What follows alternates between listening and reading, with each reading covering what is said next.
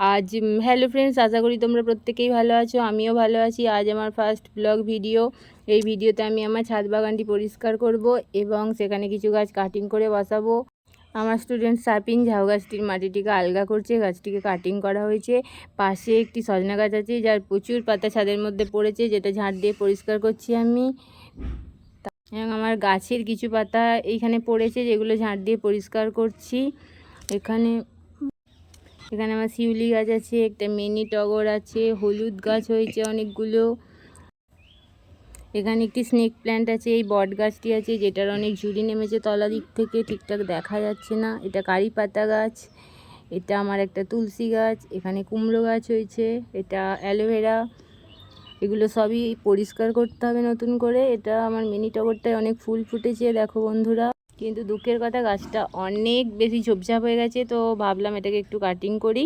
এটা আমার একটা নীল জবা গাছ, আমার স্টুডেন্ট মহিতামাই দিয়েছে, যেটাতে ফাঙ্গাস ধরেছে, তাই এটা নতুন একটা জায়গায় রিপোর্টিং করা হলো এবং এতে কিছু হলুদ দিয়ে যাতে ফাঙ্গাসটা আর নতুন করে না লাগে সেটারই ব্যবস্থা করা হলো। এবার ফাঙ্গাস লাগা পাতাগুলি সব কেটে বাদ দিয়ে দিচ্ছি, যাতে এতে নতুন করে আবার সুন্দর পাতা গজায়। এই যে এই আমার ঝাউ গাছটি, এটাকে কাটিং করা হয়েছে। এরপর এখানে একটা ওল গাছ হয়েছিল, সেটা থেকে ওলটা তোলাই হয়নি, এতদিন পরে এই ওলটা তোলা হচ্ছে। দেখা যাক বন্ধুরা কত বড় ওল এখান থেকে বেরোয়। তো এর সাথে একটা লঙ্কা গাছও আছে, তো লঙ্কা গাছটার জন্য ওলটাকে তুলতে একটুখানি কষ্ট হচ্ছে, তাই জন্য লঙ্কা গাছটাকে তুলে দিলাম।